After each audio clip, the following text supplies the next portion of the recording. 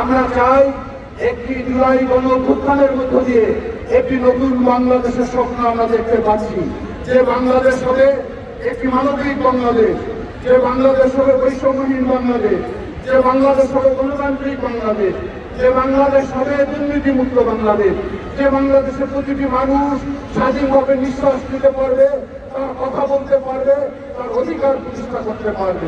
সেই সংগ্রামে অবতীর্ণ হওয়ার জন্য দীর্ঘ 17 বছর আমাদের অনেক সাথী বুকের তাজা রক্ত দিয়েছে। তারা তাদের শহীদের মধ্য দিয়ে একটি ফ্যাসিবাদ সরকারের পতন হয়েছে।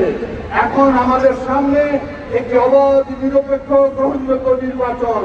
সেই নির্বাচনে আমরা আশা করি বাংলাদেশের মানুষের তাদের সমর্থনে ভোটাধিকারের প্রয়োগের মধ্য দিয়ে একটি গণতান্ত্রিক দেশপ্রেমিক সরকার যদি আমরা গঠন করতে পারি, তাহলে এই অঞ্চলের মানুষের দীর্ঘদিনের লালিত যে স্বপ্ন, যে দাবি আমরা একে একে পূরণ করতে সক্ষম হব ইনশাআল্লাহ।